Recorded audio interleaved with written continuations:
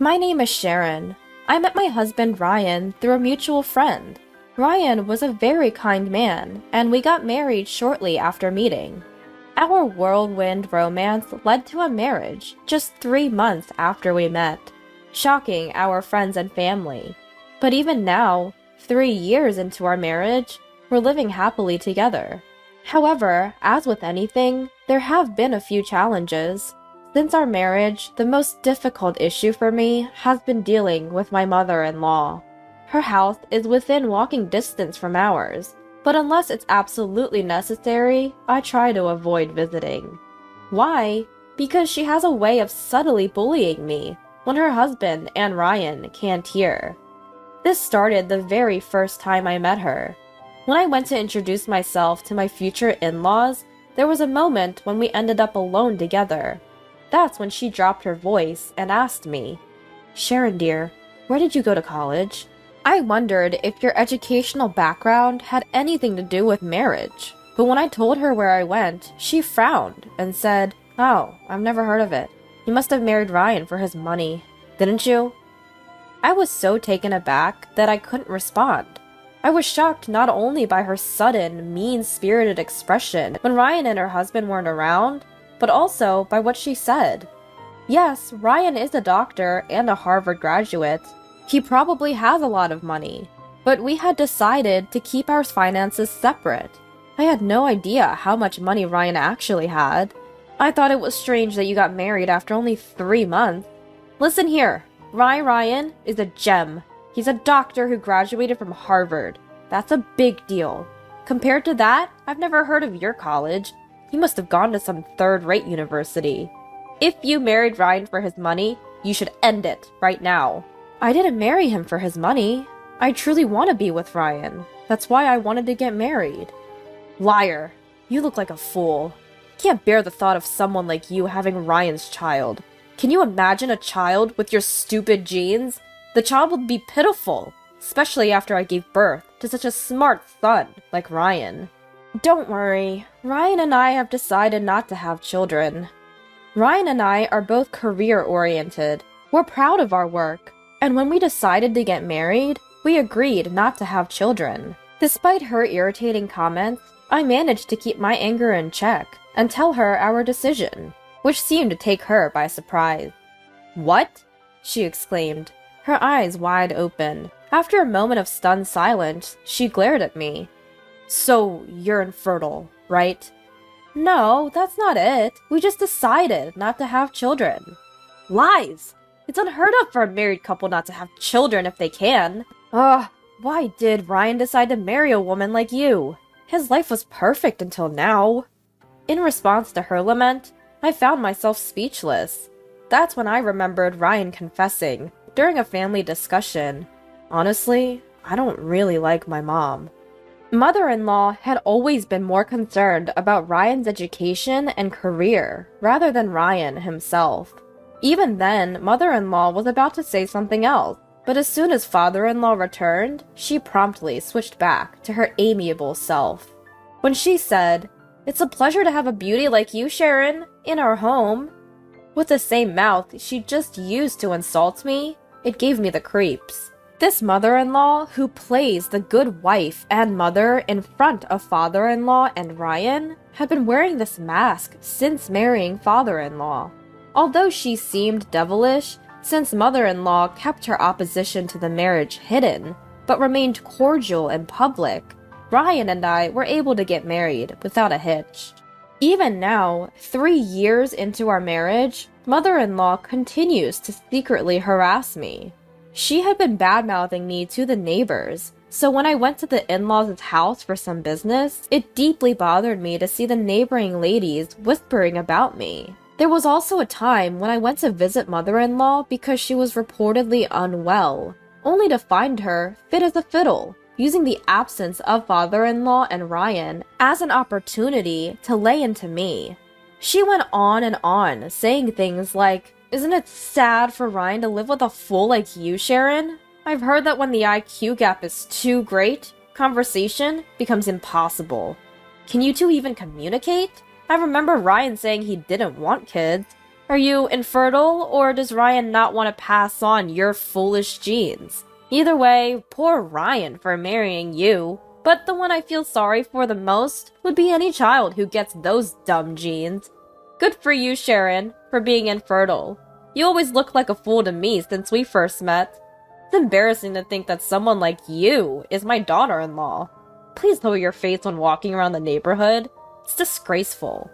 Though I was quite irritated, I held my tongue and listened without retort. Not because I was a timid wife, but because I was waiting for the right time. The moment I was waiting for was mother-in-law's birthday. Every year on her own birthday, mother-in-law invites me and Ryan to her house and cooks for us. When is my birthday? It's not too much to ask for a meal together as a family, is it? It would be hard for her son Ryan to decline. We've been invited for meals on mother-in-law's birthday every year, this being the third time. For the first and second birthday celebrations, I thought, it's not fair to Ryan and father-in-law to put up with mother-in-law's behavior. I can handle it on my own.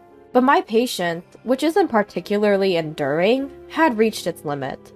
At this year's birthday meal, just as we were enjoying the usual meal and chatting casually with drinks in hand, I took out my phone with a smile. Excuse me for springing this on you, but I've decided that today will be the last time I come here.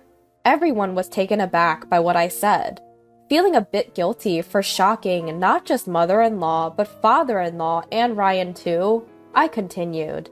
Actually, I've been receiving quite a lot of nasty comments from mother-in-law behind my back, and I simply can't bear it anymore. Just seeing her face has been giving me hives recently. The stress is too much, so I've decided not to come to this house anymore. My father-in-law asked my mother-in-law, "Did you really say something?" Caught off guard, she quickly shook her head. "I didn't say anything." "I didn't say anything at all. Is it possible you misunderstood something, Sharon?" She plastered on her usual smile, but her eyes didn't share the sentiment. I felt the pressure from her to keep silent, but I had no reason to comply. I reached for my phone lying on the table and played an audio recording. "You, with no education, being the wife? It's unbearable. Day in, day out, the thought of you as the wife sends chills down my spine and brings nightmares." At the sound of the tirade coming from my phone, my father-in-law and Ryan were stupefied, while she turned as pale as a ghost. One after another, I played her hurtful words from my phone. I had been silently recording her tirades, waiting for the perfect moment to use them. Why the woman who can't even have children staying at home? Go outside and work for a change. You claim to work from home, but that's a lie, isn't it? Living off Ryan's money, you're nothing but a leech. Hey, Mom. The one who finally spoke up amidst the relentless stream of hurtful words was Ryan, his face as red as a beet. "Why are you saying such terrible things to Sharon? And to think you said all this where Dad and I couldn't hear? That's just too devious." "No, it's not true. It's all lies." "Lies? With all this evidence, you think we're going to believe your excuses now?" Faced with the anger of her beloved son, she seemed lost and confused, repeating over and over like a broken record, "It's not true. It's all lies." In his rage, Ryan said to her, "You've been going on about education and calling Sharon stupid, but she's a Harvard graduate, just like me." "What?" She seemed so shocked she might topple over. "But it's true. I'm a Harvard graduate." "Well, when I asked Sharon about her college, she mentioned some university I've never heard of," she began, and I decided to use this opportunity to retaliate for all the times I'd remained silent. I attended a university in Japan because I wanted to further my Japanese studies after graduating from Harvard. It seems like you were unaware.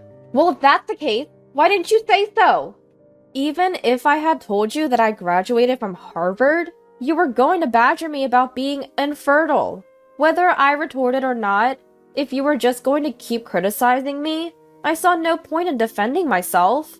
Also, you seem to think I was idling around at home. but I've been working all along."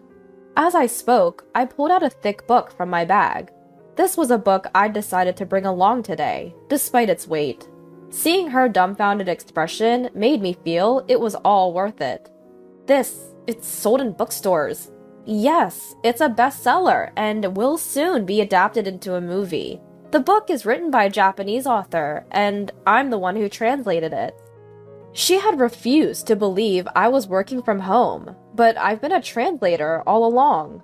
Thankfully, I've received work from various places, and if you search my pen name online, you'll find numerous articles. I'm a fairly well-known translator. Seeing mother-in-law with her mouth agape, father-in-law, who had been silent for a while, softly spoke up. "Mother, there's something you need to say to Sharon." "Huh?" "He means you need to apologize. I had no idea you could say such horrible things behind someone's back. Sharon, I'm sorry for not realizing this sooner. You must have had a hard time. Now, Mother, you should apologize too."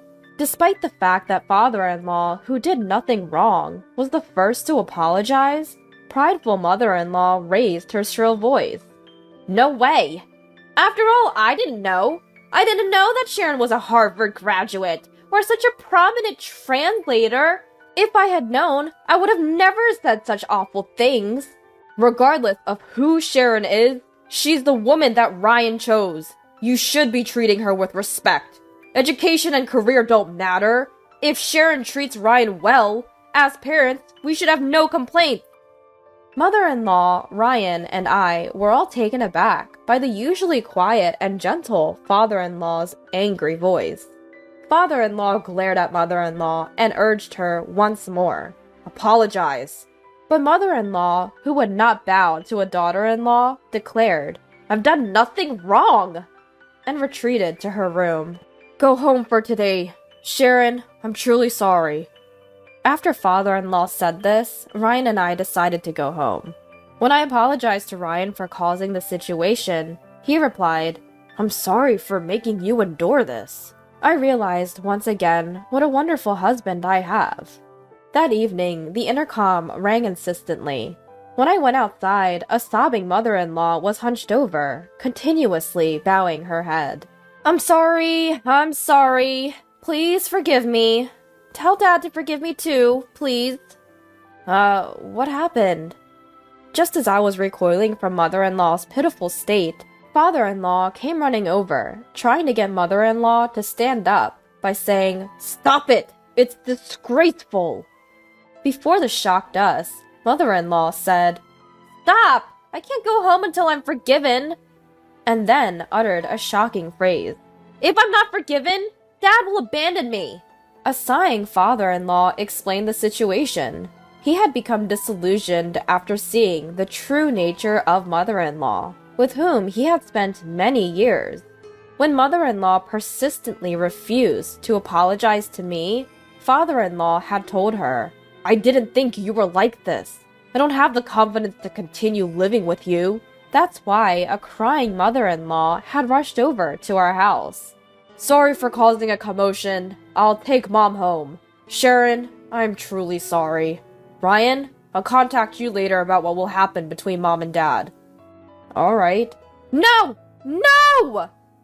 As father-in-law forcefully took away the childishly protesting mother-in-law, Ryan, watching their retreating backs, had an expression of mixed disbelief and sadness.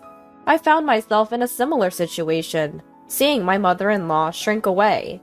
My in-laws fought for several months after that, but in the end, they divorced. My mother-in-law moved out of the house, apparently relocating to a small town in the countryside using the money she got from her ex-husband. Their squabbles could be heard all over the neighborhood. Whenever I passed by, the same local woman who had given me cold stares asked me what had happened to that house. I dismissed them briskly, saying, "I don't know. I'm not obligated to provide gossip for their chit-chat." My father-in-law has been living independently since his divorce from my mother-in-law. He once told me, "I was fooled by her in so many ways for such a long time." Perhaps she had been hiding many things from him, not just the fact that she was bullying me behind my back. Ryan accepted his parents' divorce right away. Ryan even expressed sympathy for his father, saying, "I can't live with a person who can say such things to others." My mother-in-law tried to contact Ryan several times, but in the end, he blocked her number. He was tired of her constantly warning him not to be deceived by me every time she called. Having been abandoned by her husband and son, my mother-in-law is now renting a small room in a far-off town. She once told Ryan that she felt lonely in an unfamiliar place without any acquaintances, but Ryan dismissed it, saying, "It's your own fault that it's come to this." As for me, with my only problem, my relationship with my mother-in-law, now out of the picture, I feel a weight has been lifted off my shoulders. I continue to live a happy life with my kind husband, Ryan.